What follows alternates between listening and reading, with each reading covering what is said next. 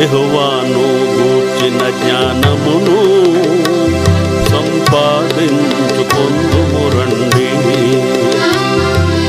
యెహోవాను గూర్చిన జ్ఞానమును సంపాదించుకొందుము రండి.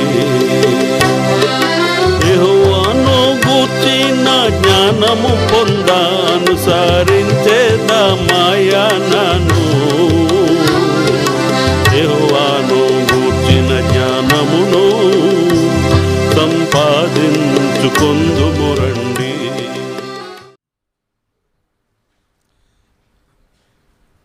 Remember our theme verse in Hosea chapter 6 and verse 3. హోషేయ గ్రంథము 6వ అధ్యాయం 3వ వచనంలో ఉన్నటువంటి మన మూలాంశాన్ని ఈ వాక్యాన్ని జ్ఞాపకం చేసుకోండి. Begins at verse 1. Come, let us return to the Lord. ఈ అధ్యాయంలో ప్రారంభం నుంచి మొదటి వచనం చూస్తే మనము యెహోవా యొద్దకు మరలుదము రండి. Why do you want to return to the Lord? మనం ఎందుకు ప్రభు యెహోవా యొద్దకు మరలి రావాలి? See, many people come to the Lord for healing or some earthly blessing. అనేక మంది ప్రభునొద్దకు ఏదో స్వస్థత కోసమో భూ సంబంధమైనటువంటి కొన్ని ఆశీర్వాదాల కోసం వస్తూ ఉంటారు. There's nothing wrong in that. దానిలో తప్పేమీ లేదు. Jesus told a story of a prodigal son who went away from his father's house. యేసుక్రీస్తు ప్రభువారు తప్పిపోయిన కుమారుని గురించినటువంటి కథ చెబుతూ ఆ కుమారుడు తన తండ్రి ఇంటి నుండి దూరంగా వెళ్ళిపోయాడు. And finally he became so poor he was eating what the pigs were eating. మరి చివరిగా ఎంత దీన స్థితికి వచ్చాడు అంటే పందులు తినేటటువంటి పొట్టు తినాలని కోరాడు. Then he said, I'll go back to my father. అప్పుడు అన్నాడు, నేను మళ్ళీ ఆ తండ్రి ఇంటికి నేను వెళ్ళిపోతాను. What did he go for? ఎందుకు వెళ్ళాలి? Food. ఆహారం కోసం. But the father still welcomed him. మరి తండ్రి ఇంకా అతన్ని నేరారోపణ చేసేటటువంటి వాడు కాదు, శిక్ష విధించేవాడు కాదు. Because he was sorry for his sin. ఎందుకంటే ఇతడు పాపములో అధోస్థితికి వెళ్ళిపోయి అన్నాడు. He turned from his old life. తన పాత జీవితం నుంచి వెనుతిరిగాడు. And when he came for food, అతను ఆహారం కోసం వచ్చినప్పుడు he not only got the best food, శ్రేష్టమైన ఆహారం పొందటం మాత్రమే కాదు, but he came to know how loving and good his father was. తన తండ్రి ఎంత ప్రేమ కలిగినటువంటి వాడో, ఎంత మంచివాడో దాన్ని అనుభవించడానికి మళ్ళీ తిరిగి వచ్చాడు. So even if we come to the Lord, return to the Lord for some earthly blessing, ఒకవేళ ప్రభు యొద్దకు మనం ఏదో కొన్ని భూ సంబంధమైన ఆశీర్వాదాల కోసం తిరిగి వచ్చినా గానీ God will give that to us. దేవుడు వాటిని మనకి ఇస్తాడు. But we must not stop there. అయితే వాటితోనే మనం తృప్తి పడిపోకూడదు. We must go on to know what a good loving father we have in heaven. పరలోకమందు మన కొరకు ఎంత మంచి ప్రేమ కలిగినటువంటి తండ్రిని కలిగి ఉన్నామో అనే విషయాల్ని మనం పూర్తిగా అనుభవించాలి. This is the difference between true Christianity and all the religions in the world. నిజమైనటువంటి క్రైస్తవత్వానికి మరి లోకంలో ఉన్నటువంటి ఇతర మతాలన్నిటికీ మధ్యలో ఉన్నటువంటి భేదం ఇదే. I have read about the 3 or 4 biggest religions in the world. ఈ లోకంలో ఉన్నటువంటి కొంచెం 3-4 చాలా పెద్ద మతాల గురించిన సంగతి నేను చదివాను. None of them have a heavenly father. వారిలో ఎవరికి కూడా పరలోకమందు తండ్రి లేడు. None of them teach that you can look up to God and say, Abba, Father. దేవుని వైపు మీరు చూసి నాయన తండ్రి అని మీరు పిలవండి అని చెప్పేటటువంటి మతం ఏది లేదు. We don't realize what a privilege it is. ఇది నిజంగా ఎంత గొప్ప ధన్యతో మనకి చాలాసార్లు మనకు గుర్తించు. So it says here, let us return to the Lord. దానికి ఇక్కడ చెప్పబడింది, మనము యెహోవా యొద్దకు తిరిగి వచ్చుదాము. He will heal us. ఆయన మనల్ని స్వస్థపరుస్తాడు. He will bandage us. ఆయన మనల్ని బాగు చేస్తాడు. He will revive us. ఆయన మనల్ని ఉజ్జీవింపజేస్తాడు. He will raise us up. ఆయన మనల్ని తిరిగి బ్రతికేట్టు చేస్తాడు. All that is good. అంత మంచిదే. But then as we live before him, ఆయన ముందు మనం జీవిస్తున్నప్పుడు let us press on to know him better. ఆయన ఇంకా శ్రేష్టమైనటువంటి విధానంలో ఎరుగునట్లు తెలుసుకున్నట్లు ముందుకు కొనసాగిపోతూ ఉండాలి. So with whatever reason you come to the Lord, మీరు ఏ కారణం చేత ప్రభు దగ్గరికి వచ్చినప్పటికీ you must not stop after you got that blessing. మీరు ఈ భూ సంబంధం లేకుండా మీరు కోరినటువంటి ఆశీర్వాదం పొందిన తర్వాత అక్కడ ఆగిపోకూడదు. I think all of us have come to the Lord Jesus for forgiveness of sins. నేను అనుకుంటాను మనందరం కూడా యేసుక్రీస్తు ప్రభు ద్వారా పాపక్షమాపణ నిమిత్తమే ప్రభు దగ్గరికి వచ్చారనుకుంటాను. got it. దాన్ని పొందారు మీరు. But we must not stop there. అయితే అక్కడ ఆగిపోకూడదు. It's let us go on to know him. మనం ఆయన ఇంకా ఎరుగునట్లుగా ముందుకు వెళ్ళిపోతూ ఉండాలి. Many Christians do not do that. చాలా మంది క్రైస్తవులు ఇట్లా చేయరు. Because if you know Jesus, ఎందుకంటే మీరు యేసు ప్రభువుని ఎరిగి ఉంటే it will change your life completely. మీ జీవితాన్ని పూర్తిగా మార్చివేస్తుంది. This word know, ఈ ఎరిగి ఉండటం అనే మాట it's a special word in the Old Testament. పాత నిబంధనలో ఇది చాలా ప్రత్యేకమైనటువంటి పదం. You read about Adam and his wife. ఆదామును గురించి తన భార్యను గురించి మీరు చదివినప్పుడు Adam knew his wife. ఆదాము తన భార్యను ఎరిగినప్పుడు That means not knowing about a person. అంటే ఆ వ్యక్తిని గురించినటువంటి సమాచారం తెలుసుకోవడం కాదు. It speaks of the very, very close physical relationship between a man and a woman. ఒక పురుషునికి స్త్రీకి మధ్యలో ఉన్నటువంటి అతి సన్నిహితమైనటువంటి సంబంధాన్ని గురించి అది చెప్తుంది. That is the closest relationship God has made on the earth. అటువంటి సన్నిహితమైనటువంటి సంబంధాన్ని దేవుడు ఈ భూమి మీద చేసినాడు. That's why it says a man must leave his father and mother and cleave to his wife. అందుకొరకు అక్కడ చెప్పండి, పురుషుడు తన తండ్రిని తన భార్యను విడిచి తన భార్యను హత్తుకొను. So తండ్రిని తల్లిని విడిచి తన భార్యను హత్తుకొను. God created man and woman to be so close. మరి దేవుడు పురుషుడిని స్త్రీని అంత సన్నిహితంగా ఉండడానికి చేశాడు. There's nothing to be ashamed about that because God created that. దాని గురించి సిగ్గుపడే సంగతి ఏమీ లేదు, ఎందుకంటే దేవుడే అట్లా సృష్టించాడు. And that's why it says Adam knew his wife and then they had a child. అందుకొరకే ఆదాము తన భార్యను సన్నిహితమైన సంబంధం కలిగి ఉన్నప్పుడే తన కుమారుడు కలిగాడు. Now there's another thing. ఇప్పుడు మరి ఒకటి ఉంది. When God spoke about the first man and woman, ఈ మొదటి పురుషుని గురించి స్త్రీని గురించి దేవుడు చెప్పినప్పుడు we read in Ephesians 4, ఎఫెసీయులకు రాసిన పత్రిక 4వ అధ్యాయంలో మనం చూస్తాం. Ephesians 5, 5వ అధ్యాయం ఎఫెసీ 5. the same verse is quoted from Genesis 2, ఆదికాండము 2వ అధ్యాయంలో ఉన్నటువంటి మాట మళ్ళీ ఇక్కడ చెప్పబడింది. verse 31. 31వ వచనం. A man shall leave his father and mother, cleave to his wife, and they shall become one flesh. ఈ హేతు చేత పురుషుడు తన తండ్రిని తల్లిని విడిచి తన భార్యను హత్తుకొనును, వారిద్దరూ ఏక శరీరమగుదురు. That means they know each other. దాని అర్థం ఏమిటంటే వారు ఒకరినొకరు సన్నిహితంగా ఎరిగిన వాళ్ళు. Becoming one flesh in the Old Testament is called a man knowing his wife. ఏక శరీరం అయ్యేటటువంటి మాటను పాత నిబంధనలో తన భార్యను ఎరిగినప్పుడు తనతో And ఉన్నప్పుడు then it says, no, I'm not speaking about Adam and Eve. I'm speaking about Christ and the church, verse 32. అయితే 32వ వచనంలో నేను ఆదాము హవ్వల గురించి సంగతి చెప్పట్లేదు, క్రీస్తుని గురించి సంఘమును గురించి ఈ మాట చెప్తున్నాను. Think of that. దాని గురించి ఆలోచన చేయండి. Adam and Eve were in physical body, so they got united in physical body. ఆదాము హవ్వలు భౌతిక పరమైనటువంటి శరీరాలు కలిగి ఉన్నారు కనుక భౌతికంగా వాళ్ళు ఐక్యమయ్యారు. But Jesus wants to unite with us through the Holy Spirit. అయితే యేసుక్రీస్తు ప్రభువారు పరిశుద్ధాత్మ ద్వారా మనలో ఐక్యపరచబడగోరుతున్నారు. It says in 1 Corinthians, 1 కొరింథీ the same verse is quoted again. అదే వచనం మళ్ళీ ఇక్కడ చెప్పబడింది. Verse 16, the last part. 1 Corinthians 6.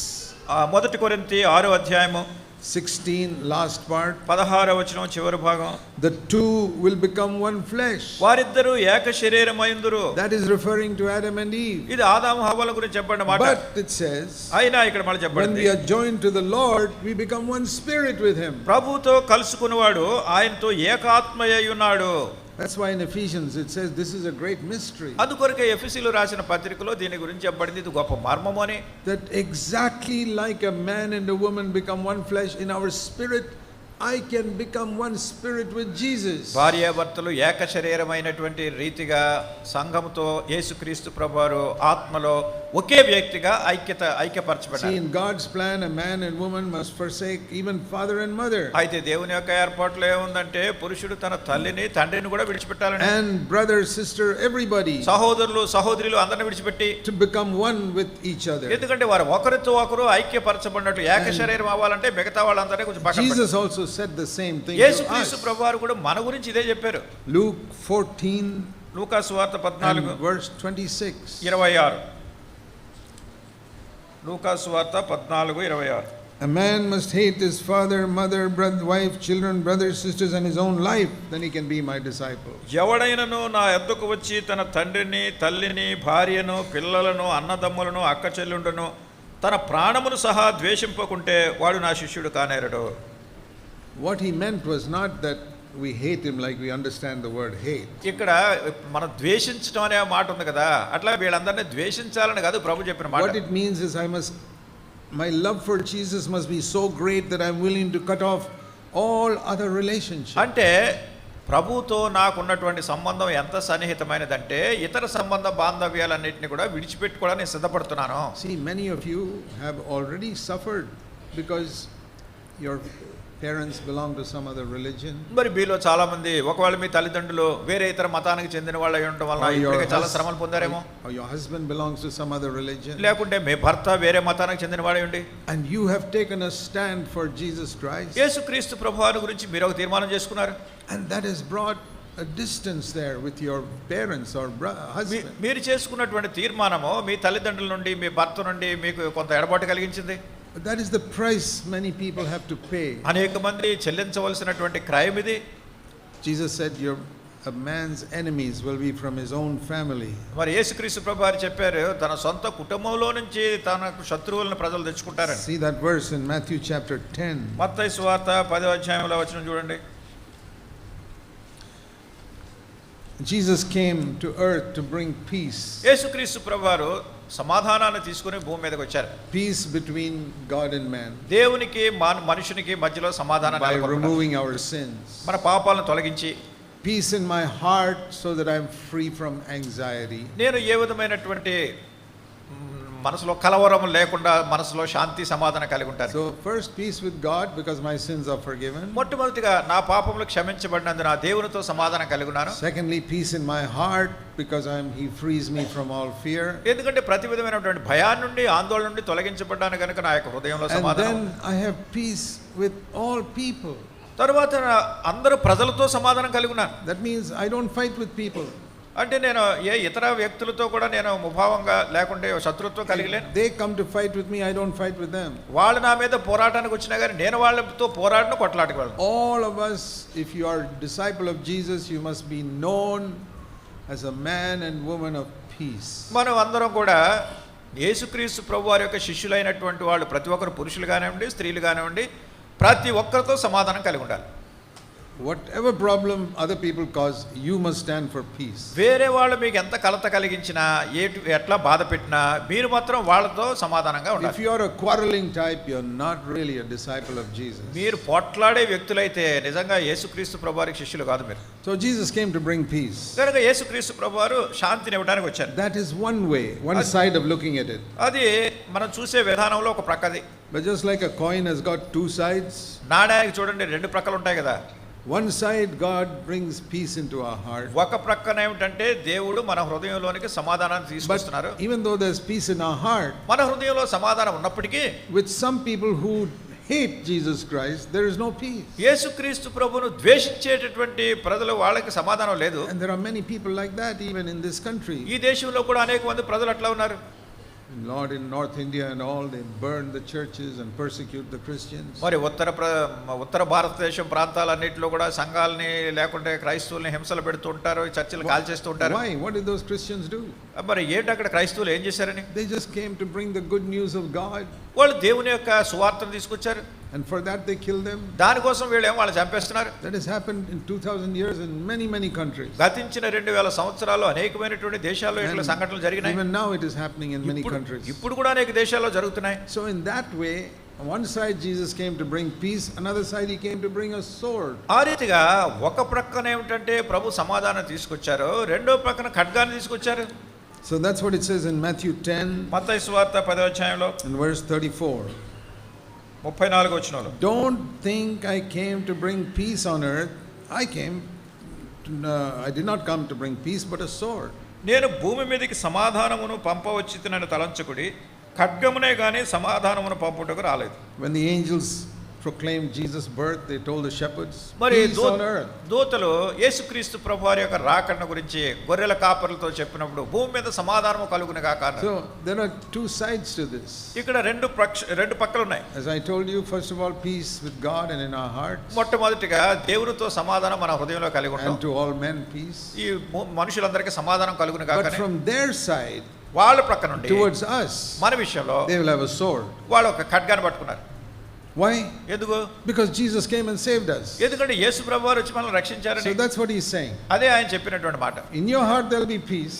నీ హృదయంలో సమాధానం ఉంది. But from their side there'll be a sword. అయితే వాళ్ళ పట్టుకున్నది వాళ్ళ ఒక ఖడ్గం పట్టుకున్నారు. So Jesus came to bring peace and a sword. యేసుక్రీస్తు ప్రభువారు సమాధానాన్ని ఖడ్గాన్ని కూడా తీసుకొచ్చారు. In our hearts always peace. మన హృదయాల్లో ఎప్పుడు సమాధానం ఉంది. We never took a sword to fight anybody. మనం ఎవరి మీదన్నా పోట్లాడడానికి ఖడ్గం పట్టుకోవట్లేదు. What does it mean when he says they have a sword? అయితే వాళ్ళు ఖడ్గం పట్టుకున్నారంటానికి దీని అర్థం ఏంటి? Verse 35. 35.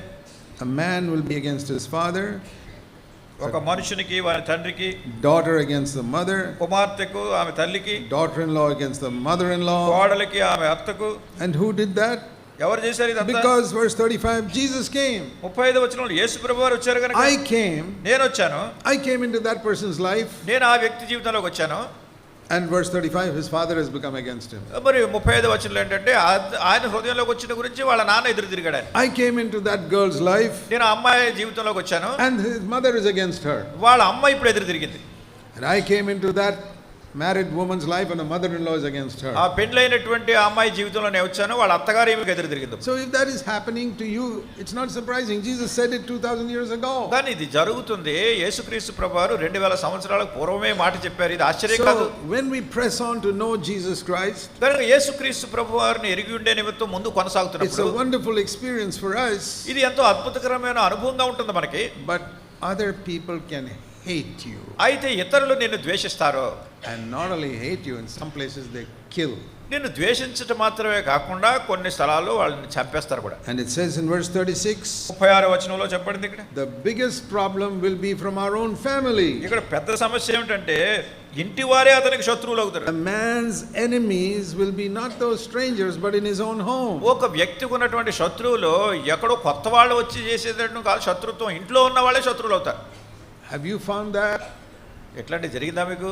That you find enemies because you stood up for Jesus, you have enemies in your own house? యేసుక్రీస్తు ప్రభువారి కోసం మీరు స్థిరంగా నిలబడ్డారు కనుక మీ ఇంట్లో ఉన్న వాళ్ళే మీకు శత్రువులైన సంగతి మీకు జరిగిందా?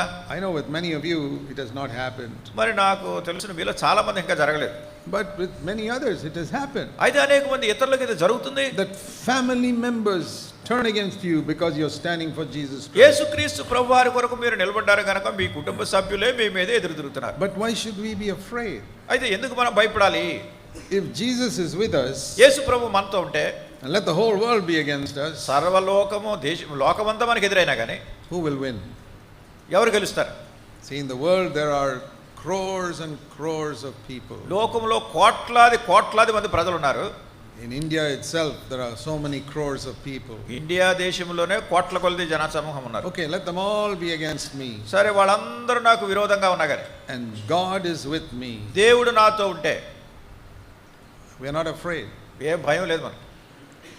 So it says here that if you love your father, verse 37, or mother more than Jesus, then you're not worthy of him. అందుకొరకే 37వ వచనంలో తండ్రినైనను తల్లినైనను నాకంటే ఎక్కువగా ప్రేమించువాడు నాకు పాత్రుడు కాడు.